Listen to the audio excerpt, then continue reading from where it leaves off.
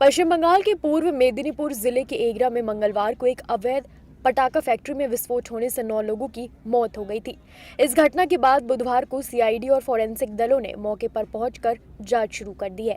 अवैध पटाखा कारखाने और उसके पास के खादीकुल गांव में विस्फोट के कारण ढह चुके मकानों से नमूने एकत्र किए जा रहे हैं। जिला पुलिस ने 16 मई को हुए विस्फोट के संबंध में एक प्राथमिकी दर्ज की है। इसमें 9 लोग मारे गए और कई अन्य घायल हुए हैं। इसी बीच पश्चिम बंगाल विधानसभा में विपक्ष के नेता शुभेंदु अधिकारी भी घटनास्थल पर पहुंचे। अधिकारी ने घटनास्थल का दौरा किया और ममता सरकार पर आरोप लगाते हुए सीएम से इस्तीफे की मांग की। साथ ही बीजेपी ने इस घटना के लिए एनआईए जांच की मांग की है। तो वहीं सीएम ममता बनर्जी ने घटना के बाद कहा था कि इस मामले में एनआईए की जांच होती है तो उन्हें कोई आपत्ति नहीं है। मुख्यमंत्री ममता बनर्जी ने मृतकों के परिजनों को 2.5 लाख मुआवजा देने का ऐलान किया है।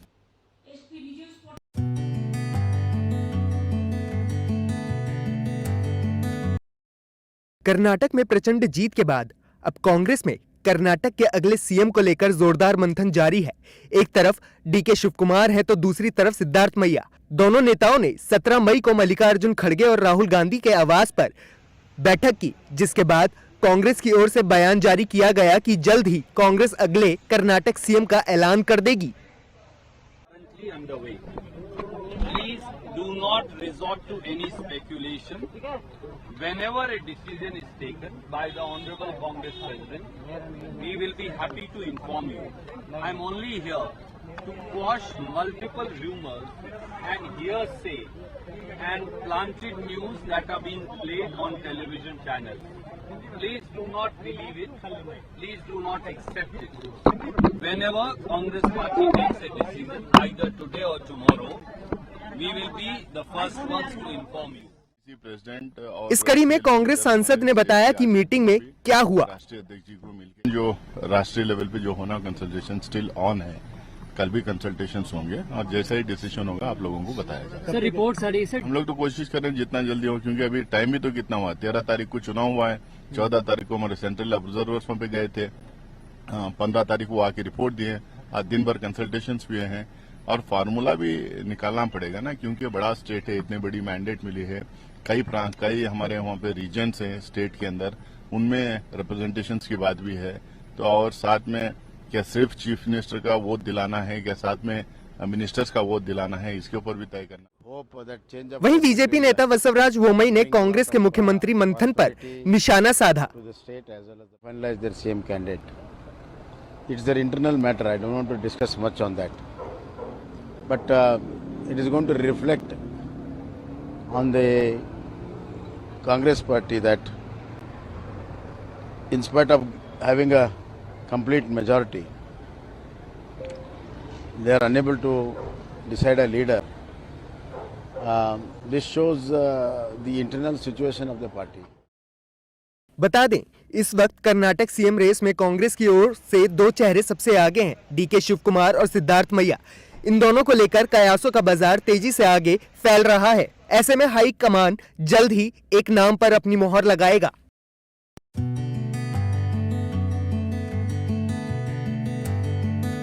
जनसेना प्रमुख पवन कल्याण ने तेलुगु देशम पार्टी से अपने गठजोड़ पर वाईएसआर कांग्रेस प्रमुख और आंध्र प्रदेश के सीएम जगनमोहन रेड्डी के बयान का जवाब देते हुए कहा कि गठजोड़ को कभी हल्के में नहीं लेना चाहिए, क्योंकि छोटी राजनीतिक पार्टियों ने आगे चलकर बहुत बड़े बदलाव लाए हैं। जनसेना प्रमुख एआईएमआईएम और बीएसआर पर भी निशाना साधा। जनसेना प्रमुख ने आईएएमआई और भारतीय राष्ट्रीय समिति की मिसाल देते हुए बताया कि एआईएमआईएम सिर्फ 7 विधानसभा और 1 लोकसभा क्षेत्र तक ही सीमित है, लेकिन उनका दबदबा पूरे मुल्क में है, जिस वजह से आज भारतीय राजनीति में एआईएमआईएम का महत्वपूर्ण किरदार है। ఈ రోజున పార్టీ నిర్మాణం గురించి మీకు చెప్తాను। ఎంఐఎం హైదరాబాద్లో 7 నియోజకవర్గాల వరకే పరిమితమైన పార్టీ అది। 7 నియోజకవర్గాలు ఒక పార్లమెంటు స్థానంతో దేశమంతా ఎంఐఎం ఆలోచన విధానం నచ్చినా నచ్చకపోయినా ఎంఐఎం కూడా 7 నియోజకవర్గాల ప్రజలు నిలబడితే వారి ప్రస్తావన వాళ్ళ ఇంపార్టెన్స్ అట్లాగే ఉంది ఎంఐఎంది। టిఆర్ఎస్ ఒకప్పుడు తెలంగాణ రాష్ట్ర సమితి, ఇప్పుడు భారత రాష్ట్ర సమితి, చాలా తక్కువ 6 స్థానాల్లో 7 స్థానాల్లో ఎమ్మెల్యేలుగా గెలుచుకొని అది అంచెలంచెలుగా పెరిగి అలయన్స్లు పెట్టుకొని 2009లో అది మన ఇంట్లో ఉన్న ఆ రోజున రాజకీయ ప్రస్థానానికి మనతో కూడా పొత్తు పెట్టుకోవడానికి సిద్ధమైన పార్టీ టిఆర్ఎస్. కానీ ఈ రోజున అది ఒక జాతీయ పార్టీ స్థాయిలో ఇక్కడ కూడా రావడానికి సిద్ధంగా ఉన్న పార్టీ. అంటే అలయన్స్ని మీరు దయచేసి తక్కువ అంచనా వేయకండి. आंध्र प्रदेश के सीएम जगन मोहन रेड्डी ने एक्टर से राजनेता बने पवन कल्याण को पैकेज स्टार और चंद्रबाबू नायडू का गोद लिया बेटा कहते हुए कहा कि उनकी पार्टी वेंटिलेटर पर है। उन्होंने पवन कल्याण पे तेलुगु देशम पार्टी के लिए पैकेज के लिए काम करने का आरोप लगाते हुए कहा कि पवन कल्याण ने अपनी पार्टी चंद्रबाबू नायडू को होलसेल में बेच दी है। ఇదే చంద్రబాబు నాయుడు గారు ఈ రోజున వెంటిలేటర్ మీద ఉన్నారు. ఆయన పార్టీ రాష్ట్రంలో ఉన్న 175 స్థానాలలో తాను పోటీ చేస్తే తన పార్టీకి కనీసం 2వ స్థానం కూడా వస్తుందో రాదో అని చెప్పి కూడా ఆయన పరువు దక్కించుకోగలుగుతాడా లేదా అన్న నమ్మకం కూడా ఆయనకు లేదు. 10 సంవత్సరాలు ఒక వ్యక్తి తన రాజకీయ పార్టీ పెట్టి ఆ రాజకీయ పార్టీ పెట్టిన ఈ దత్తపుత్రుడు ఒక్కో ఎన్నికకు ఒక్కో రేటు పార్టీని होलसेल గా అమ్ముకునే ఈ ప్యాకేజ్ స్టారు जगनमोहन रेड्डी ने बागटाला जिले के निजामपट्टनम में एक जनसभा को संबोधित करते हुए कहा कि टीडीपी और जनसेना में 175 सीटों पर स्वतंत्र रूप से चुनाव लड़ने की हिम्मत नहीं है, लेकिन राजनीतिक अस्तित्व के लिए गठबंधन बनाने की कोशिश कर रहे हैं। बता दें 2024 में जहां लोकसभा के चुनाव होने हैं तो वहीं आंध्र प्रदेश में भी विधानसभा चुनाव होगा और इसी को लेकर पक्ष और विपक्ष एक दूसरे पर जमकर निशाना साध रहे हैं।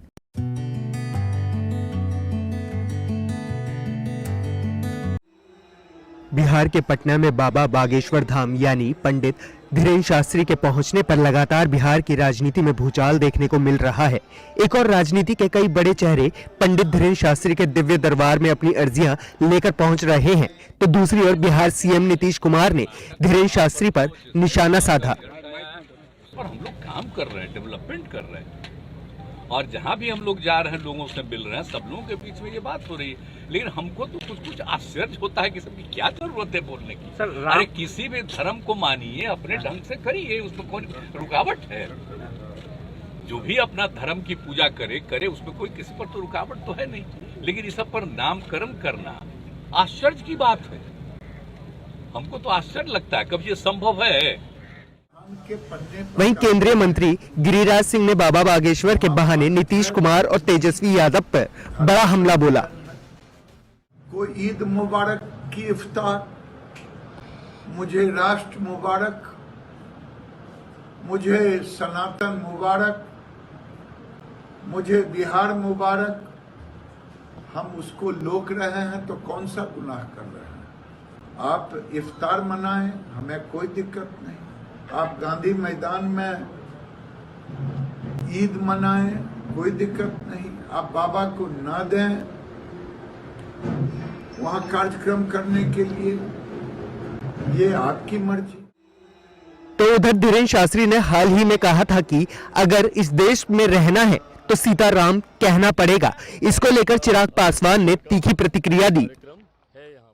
आस्था से जुड़े हुए सवाल हैं, कौन क्या कहता है नहीं कहता है। देश अंतोगत्वा संविधान के आधार पर ही चलेगा।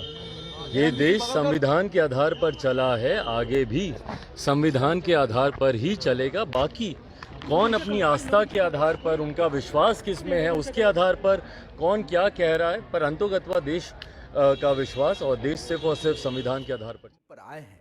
इस बीच बीजेपी ने बिहार में चल रही धर्म की राजनीति पर नीतीश कुमार को निशाने पर लिया। प्रवक्ता धार्मिक तुष्टीकरण की नीति, मुस्लिम तुष्टीकरण का इनका एजेंडा है। अब बिहार में जिस तरीके से नीतीश कुमार ने पीएफआई के लिए फ्री फॉर ऑल कर दिया था, पीएफआई सभी जिलों में अपने पांव पसार चुका है। और ऐसे में बाबा बागेश्वर की एंट्री अगर बिहार में होती है सनातन के प्रचार के लिए, तो इनकी तकलीफ स्वाभाविक है। अब ये लोग जाए ना जाए बाबा बागेश्वर के दरबार में, लेकिन इतना तो तय है कि अगर आज राम मनोहर लोहिया जी और जयप्रकाश नारायण भी जीवित होते तो वो बाबा बागेश्वर के दरबार में जरूर हनुमत भगवत कथा और श्री राम कथा सुनने के लिए जाते। वहीं बिहार में बाबा बागेश्वर धाम के पोस्टर पर एक बार फिर शरारती तत्वों ने कालिक पोत दी है। तस्वीरों में आप देख सकते हैं कि बाबा के पोस्टर फाड़े जा रहे हैं और पोस्टर पर 420 लिखा जा रहा है।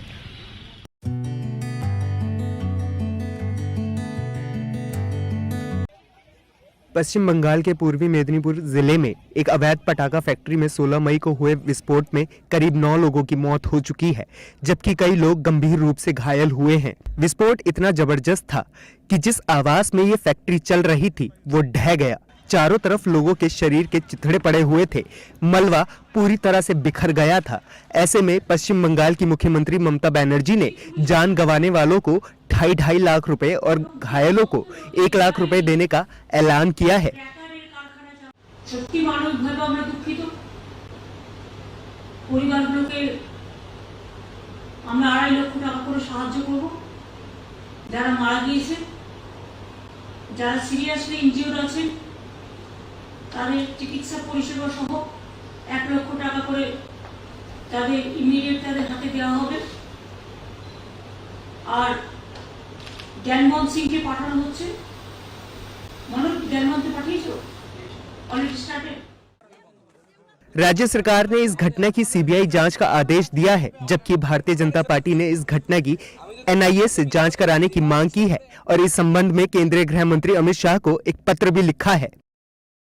3 জনের মৃত্যু হয়েছে, বডি লোপাট হবে। আমরা দাবি করছি এর এনআইএ তদন্ত হোক। আমি মাননীয় গৃহমন্ত্রীকে চিঠি লিখছি এনআইএ তদন্ত করার জন্য। ब्लास्ट की जानकारी मिलते ही मौके पर पहुंची पुलिस ने अपनी जांच शुरू कर दी है।